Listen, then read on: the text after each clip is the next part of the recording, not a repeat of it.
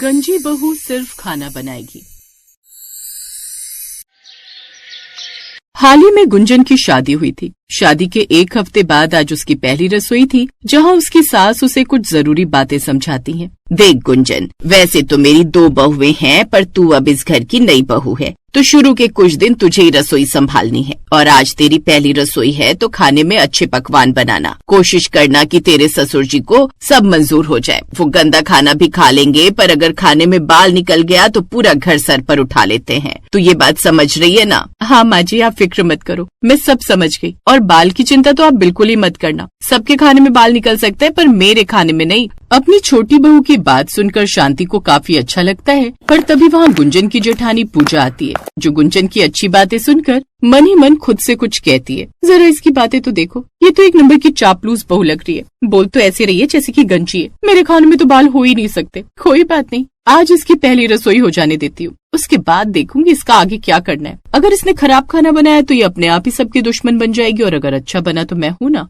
इसे सबका दुश्मन बनाने के लिए। ये सब देखकर पूजा वहाँ से चली जाती है। कुछ देर में गुंजन अकेली रसोई में खड़ी होकर खाना बनाती है। खाने में बाल न जाए इसलिए वो अपने सिर को कपड़े से अच्छी तरह ढक लेती है। कुछ देर बाद पूजा रसोई में आती है और उसे इस तरह खाना बनाते देख उस पर हंसने लगती है। ये क्या तरीका है खाना बनाने का? तुम क्या खुद को कहीं की महान शेफ समझती हो? अरे पिछले 2 साल से मैं भी इस घर में खाना बनाती आ रही हूँ, पर मजाल है कि खाने में कभी किसी को बाल मिलाओ। पर तुम्हें देखो, खाने में बाल न पड़ जाए इसलिए तुमने तो पूरे सर ही ढक लिया। मैंने तो हमेशा खुले बालों में खाना बनाया है, वो भी पूरी सावधानी के साथ। दीदी, हो सकता है आपके बाल ना टूटते हो इसलिए आप खुले बाल करके खाना बनाती हैं। वैसे टूटते तो मेरे बाल भी नहीं है, पर बाल ही तो है, कुछ भी हो सकता है और मुझे कोई जोखिम नहीं लेना। इतना बोलकर गुंजन खाना बनाकर बाहर जाती है। जब सभी गुंजन के हाथों का खाना खाते हैं तो वो लोग उसके खाने के दीवाने बन जाते हैं।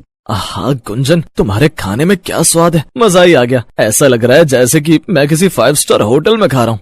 खाने में इतना भी स्वाद नहीं है जितना आप सब इसकी तारीफ कर रहे हैं। मैं समझ सकता हूँ तुम्हें छोटी बहू के हाथों का खाना क्यों पसंद नहीं आया, क्योंकि तुम खुद कभी इतना अच्छा खाना नहीं बना पाई और तुम्हारी पहली रसोई भी खराब गई थी। पर गुंजन बहू, सच में तुमने तो हमारा दिल जीत लिया। पहली रसोई में अपनी देवरानी की इतनी तारीफ सुनकर पूजा का गुस्सा अंदर ही अंदर बढ़ने लगता है। देखते ही देखते कुछ दिन बीत जाते हैं और रोज रोज अपनी देवरानी की तारीफ सुनकर अब पूजा के कान पकने लगते हैं। ऐसे एक दिन जब गुंजन खाना बनाकर कुछ देर अपने कमरे में जाती है तो पूजा रसोई में आकर चुपके से अपने कुछ बाल काट कर खाने में डाल देती है। माफ करना ससुर जी, मैं बहुत अच्छे से जानती हूँ आप सब बर्दाश्त कर सकते, पर खाने में बाल नहीं। पर क्या करूँ, आपकी और आपकी लाडली बहू के बीच में फूट भी तो डालनी है मुझे, इसीलिए इस तरह की घटिया हरकत करनी पड़ रही है। वो कहते हैं ना, कई बार कुछ पाने के लिए कुछ खोना पड़ता है। इस तरह पूजा खाने में बाल डालकर वहाँ से चली जाती है। कुछ देर बाद जब फिर से पूरा परिवार खाने के लिए बैठता है और गुंजन सबको खाना परोसती है तो शांति के खाने में बाल निकलता है और वो गुस्से में गुंजन से कहती है,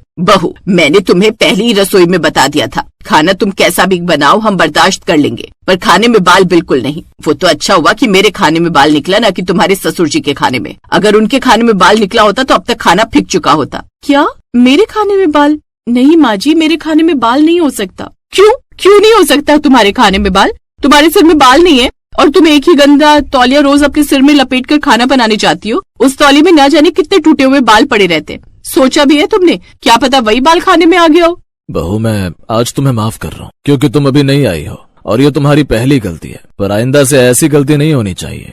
कोई भी गुंजन की बात नहीं सुनता और उसे डांट कर अधूरा खाना छोड़कर उठ जाते हैं। ये देख गुंजन अपने कमरे में जाकर रोने लगती है और अमित जाकर उसे चुप करा। गुंजन चुप हो जाओ, मैं समझ सकता हूँ ऐसी छोटी मोटी गलतियाँ हो जाती हैं, पर तुम अगली बार सावधानी रखना। अमित के कहने पर गुंजन चुप हो जाती है और अगले दिन फिर से वो खाना बनाती है। खाना बनाकर जैसे वो रसोई से बाहर जाती है, पूजा रसोई में आकर फिर से खाने में बाल डाल देती है। इस बार जब पूरा परिवार खाना खा रहा होता है तो विनोद के खाने में बाल निकलता है, जिस वजह से विनोद गुस्से में सारा खाना टेबल से उठाकर जमीन पर फेंक देता है। क्या हुआ पापा जी, आपने सारा खाना इस तरह क्यों फेंक दिया? क्या हुआ बहू, जो गलती तुमने कल की थी वही गलती तुमने आज की। अगर तुमसे तुम्हारे बाल नहीं संभलते तो बताओ मुझे, मैं काट दूंगा। आज भी खाने में बाल था। तुम जानती भी हो जिसके खाने में बाल निकलता है उसके घर में दरिद्रता आती है। तुम हमारे घर का नाश होते देखना चाहती हो क्या? ऐसा कैसे हो सकता है? आप लोगों के खाने में बाल कैसे निकल सकता है? मेरे खाने में कभी बाल नहीं हो सकता। क्यों बहू, तेरे खाने में बाल क्यों नहीं निकल सकता? तू कहना क्या चाहती है कि मैं और तेरे ससुर जी झूठ कह रहे हैं? मैं ये नहीं कह रही कि आप झूठ कह रहे हैं। मैं बस ये कह रही हूँ कि कोई जानबूझकर इस खाने में बाल डाल रहा है, क्योंकि मैं तो गंजी हूँ और जब मैं रसोई में खाना बनाने जाती हूँ तो मैं अपनी विग भी उतार देती हूँ। सिर्फ कपड़ा लपेट कर खाना बनाती हूँ ताकि खाने में कोई बाल न जाए। पर खाने में बाल कैसे आ सकता है? क्या तुम गंजी हो? फिर ये खाने में बाल किसका है? भाभी, गुंजन के खाना बनाने के बाद मैंने आपको रसोई में जाते देखा था। सच सच बताना, कहीं ऐसा तो नहीं गुंजन के खाने में आप बाल डालती हैं? अब सबका शक पूजा की तरफ जाता है तो पूजा के पसीने छूटने लगते हैं और विनोद डांटते हुए अपनी बहू से कहता है, मुझे सच सच बताना बहू, वरना इस घर में तुम्हारी जगह नहीं बचेगी। पूजा अपने ससुर की बातों से डर जाती है और सारा सच बता देती है। इसके बाद सभी घर वालों को अपनी कई बातों पर गुस्सा आता है और वो लोग गुंजन से कहते हैं, हमें माफ करना बहू, हम नहीं जानते थे कि इन सबके पीछे पूजा बहू है, इसीलिए मैंने आज एक फैसला लिया है। खाना अब से मेरी गंजी बहू यानी गुंजन बहू बनाएगी और घर के बाकी सारे काम पूजा बहू करेगी और सुबह का नाश्ता भी पूजा बहू ही बनाएगी। पूजा बहू, अब अगर कभी खाने में बाल निकला, वो बाल चाहे किसी का भी क्यों ना हो, सजा तुझे ही मिलेगी। मुझे माफ कर दो गुंजन, मैंने जलन में आकर ये सब किया। पर माँ जी, ये फैसला तो गलत है कि खाना सिर्फ गंजी बहू बनाए और सारे काम मैं करूँ। हाँ पूजा, क्योंकि तुम इसी सजा के लायक हो। पर गुंजन, तुम गंजी हो, तुमने इतना बड़ा सच हमसे क्यों छिपाया? और तुम गंजी कैसे हुई? रवि के कहने पर गुंजन सबको अपना सच बताती है और सच बताते हुए वो अपनी पुरानी बातों को याद करती है। भैया, पापा, ये लीजिए, आज मैंने आप लोगों के लिए आपकी फेवरेट वेज बिरयानी बनाई है।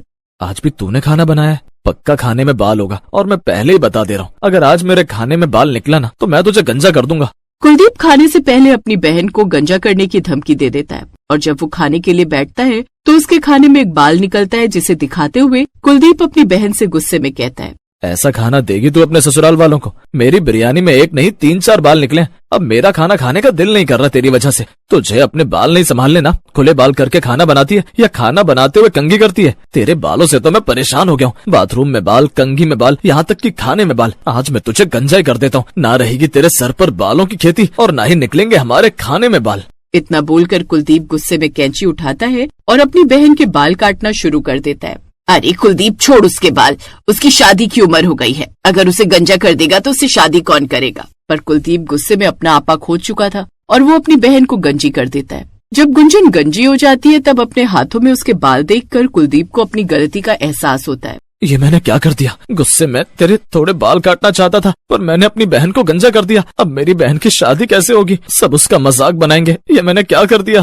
भैया, आपने मेरे साथ बहुत गलत किया है, मैं ये बात कभी नहीं भूलूंगी। आप लोगों को लगा कि वो मेरे असली बाल हैं, पर मैं गंजी हूँ। ससुराल आने के बाद जब मेरी पहली रसोई और आप लोगों को मेरे हाथों का खाना पसंद आया तो मेरे अंदर का आत्मविश्वास फिर से जगा और मैंने तभी से ठान लिया कि खाना गंजी बहू ही बनाएगी ताकि कभी भी किसी के खाने में बाल ना आए। पर जब खाने में बाल निकला तो मैं खुद पूरी तरह से टूट गई। पुरानी यादें मुझे सताने लगी, पर मैं परेशान थी कि बाल किसके हैं, क्योंकि जब से मेरे भैया ने मुझे गंजा किया तब से तो मेरे सिर में बाल ही नहीं आते। पर सच जानकर मुझे बहुत दुख हो रहा है। मुझे माफ कर दो गुंजन, इस बारे में मुझे कुछ पता नहीं था। मुझे आपकी हर सजा मंजूर है। अब से खाना गंजी बहू बनाएगी और मैं घर के काम करूंगी। इस तरह खाना बनाने की जिम्मेदारी गंजी बहू के सर आ जाती है। क्योंकि गुंजन गंजी थी इसलिए खाने में कभी बाल नहीं निकले।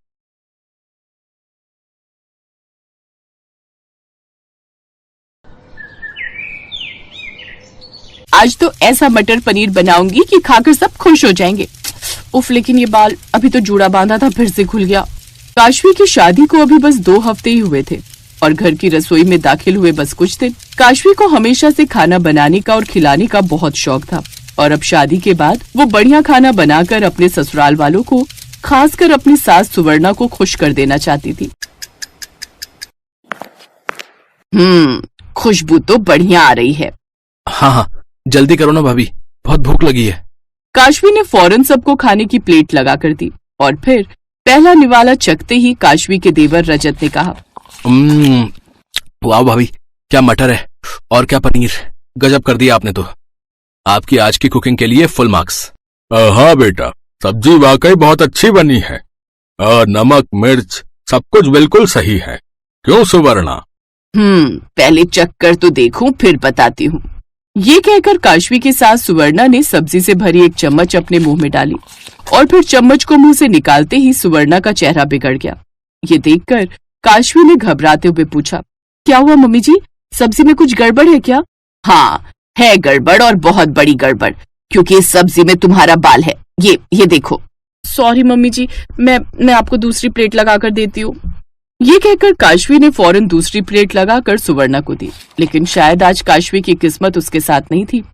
सुवर्णा के खाने में फिर से एक बाल आ गया और इस बार उसने गुस्से में खाना ही छोड़ दिया और उठकर अपने कमरे में चली गई। असल में सुवर्णा शुरू से ही थोड़ी नकचढ़ी किस्म की थी। खासकर अपनी बहुओं के लिए उसके मापदंड बहुत सख्त थे। अपने दोनों बेटों के लिए उसे ऐसी बहुएं चाहिए थी जो देखने में सुंदर भी हो और घर के हर काम में निपुण भी। फिलहाल सुवर्णा के बड़े बेटे रवि की ही शादी हुई थी, तो सुवर्णा को खुश रखने की सारी जिम्मेदारी काशवी के कंधों पर ही थी, जिसे अच्छी तरह से निभाने की वो पूरी कोशिश भी कर रही थी। लेकिन इसमें बस एक ही चीज रुकावट डाल रही थी और वो थे उसके लंबे काले घने बाल। मम्मी जी, आपको कुछ चाहिए था? हाँ, मुझे चाय बनानी है अपने लिए। अब तो मैं बना देती हूँ आपके लिए। नहीं, रहने दो, मैं खुद बना लूंगी। ये कहकर सुवर्णा खुद से चाय बनाने लगी, लेकिन तभी उसकी नजर रसोई के फर्श पर पड़ी, जहाँ उसे काशवी के एक दो बाल गिरे हुए दिखाई दे गए। उफ, तुम अपने बालों को बांध कर नहीं रख सकती क्या? जहाँ देखो तुम्हारे बाल ही नजर आ रहे हैं। माँ जी, मेरे बाल हैं ही ऐसे, कितना भी बांध कर रख लो कुछ देर में खुल जाते। मैं तो खुद ही परेशान हूँ इनसे। ये तुम्हारी परेशानी है तो इसका हल भी तुम्हें ही ढूंढना होगा। देखो, खाना तुम कितना अच्छा बना लेती हो, लेकिन खाने में बाल निकलना अच्छी बात नहीं, ठीक है ना? कुछ करो इनका। सुवर्णा की इस दो टूक बात से काशवी घबरा गई और फिर उसने इस बारे में अपने पति रवि से बात की। मैं कुछ भी कर लूं, लेकिन मम्मी जी को खुश नहीं कर सकती जब तक इन बालों का कुछ नहीं करती। लेकिन मैं इनका करूं तो क्या? मुझे लगता है तुम कुछ ज्यादा ही टेंशन ले रही हो। ये मसला इतना भी बड़ा नहीं है। चलो अब सो जाते हैं, सुबह मेरी एक इम्पोर्टेंट मीटिंग है। रवि से बात करने का भी कोई खास फायदा हुआ नहीं और फिर अगले दिन वही हुआ जिसका काशवी को डर था। इस बार नाश्ता करते हुए सुवर्णा के साथ काशवी के ससुर किशोर जी की प्लेट में भी बाल निकला। ये देखकर सुवर्णा का पारा चढ़ गया और वो गुस्से से तमतमाते हुए काशवी से बोली, खाना नहीं बनाना है तो मत बनाओ। ये रोज रोज खाने में बाल डालकर क्या करना चाहती हो? यही चाहती हो ना कि मैं तुमसे खुद ही खाना बनाने को मना कर दूं? तो ठीक है, कल से अपने कमरे से निकलने की भी जरूरत नहीं, मैं देख लूंगी सब कुछ। नहीं मम्मी जी, ऐसा नहीं है, बल्कि मुझे तो खाना बनाने का बहुत शौक है, पर पता नहीं कैसे ये बाल। अब मैं वादा करती हूँ मम्मी जी, कल से आपको खाने में एक भी बाल नहीं मिलेगा। ये कहते हुए काशवी रोते हुए अपने कमरे में चली गई और उसके जाते ही रजत ने अपनी माँ से कहा, माँ ये कुछ ज्यादा ही हो गया, भाभी जानबूझकर खाने में बाल क्यों डालेंगी? हाँ सुवर्णा, तुमने उस बेचारी को कुछ ज्यादा ही डांट दिया, प्यार से समझाया भी तो जा सकता है ना। रजत और किशोर की बातों से सुवर्णा को भी एहसास हुआ कि उसने काशवी को कुछ ज्यादा ही कह दिया है। तो कुछ देर बाद वो खुद काशवी के कमरे में गई, लेकिन वहां उसने जैसे ही काशवी को देखा तो उसकी चीख निकल गई। सुवर्णा की चीख सुनकर किशोर, रजत और रवि भागे भागे वहां पहुंचे और काशवी को देखकर उनके भी होश उड़ गए। काशवी, ये क्या किया तुमने? तुम्हारे बाल कहाँ गए? काट दिए। जब बाल रहेंगे ही नहीं तो खाने में गिरेंगे नहीं, और तब मम्मी जी को मेरा बनाया हुआ खाना बहुत पसंद आएगा, है ना मम्मी जी? अरे बेवकूफ लड़की, तेरा दिमाग तो पहले ही खाली था, अब सिर भी खाली कर दिया। हे भगवान, मैंने तो परसों के लिए दिनेश भाई साहब को विद फैमिली खाने पर इनवाइट कर दिया। वो रवि की शादी पर नहीं आ सके थे तो अब आना चाह रहे थे, पर अब क्या दिखाऊंगी उन्हें अपनी ये गंजी बहू। सुवर्णा के सवाल का जवाब किसी के पास नहीं था। काशवी को लगा था कि गंजी होकर वो अपनी समस्या को हल कर रही है, लेकिन ऐसा करके अब उसने एक नई समस्या खड़ी कर दी थी। ये बात अलग है कि अब ना तो काशवी के सिर पर बाल थे और ना ही उसके बनाए खाने में, लेकिन अब भी वो अपनी सास को खुश नहीं कर पाई थी। काशवी, लो ये विग मैं तुम्हारे लिए लेकर आया हूँ। शाम को दिनेश मामा जी और उनकी फैमिली आ रही है तुमसे मिलने, तो इस विग को हर वक्त पहन कर रखना, ठीक है? काशवी ने तुरंत ही उस विग को पहन लिया। उस विग के बाल काशवी के असली बालों जितने सुंदर तो नहीं थे, लेकिन फिलहाल राहत की बात ये थी कि काशवी सबके सामने गंजी नहीं दिखने वाली थी। और फिर शाम को आहा, क्या खाना बनाया है बहू तुमने, भाई मजा आ गया। सुवर्णा, सच में बहू के रूप में साक्षात माँ अन्नपूर्णा का अवतार लेकर आई हो तुम। हाँ, चलो बढ़िया है, अब दीदी तो फ्री हो गई उनकी रसोई संभालने वाली जो आ गई है। लेकिन एक बात है, मैंने तो सुना था कि बहू के बाल एकदम काले, लंबे और सुंदर हैं, लेकिन ये तो। रवि की मामी विनीता इसके आगे कुछ कहती उससे पहले ही रजत बीच में बोल पड़ा। हाँ, ये नया हेयर स्टाइल कराया ना भाभी ने, मैंने ही सजेस्ट किया था उन्हें। बढ़िया ना? रजत ने फिलहाल बात संभाल ली, लेकिन सुवर्णा के चेहरे पर अभी भी गुस्सा था। वो सबके लिए पानी लाने के लिए उठी, अचानक ही उसका पैर फिसल गया।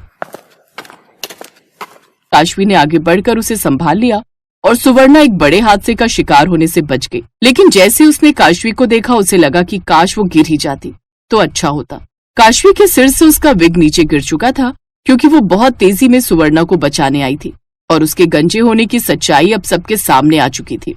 हाय राम, ये क्या गंजी बहू। दीदी ये लाई हो आप रवि के लिए गंजी बहू।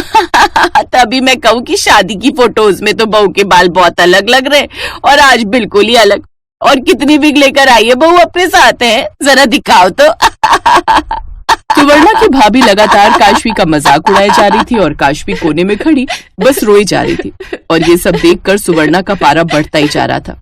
और जब उससे रहा नहीं गया तो उसने आगे बढ़कर कहा, विक्स का तो नहीं पता भाभी, लेकिन अच्छे संस्कार और गुण भर भर कर लाई है मेरी बहू, और मेरे लिए उतना ही काफी है।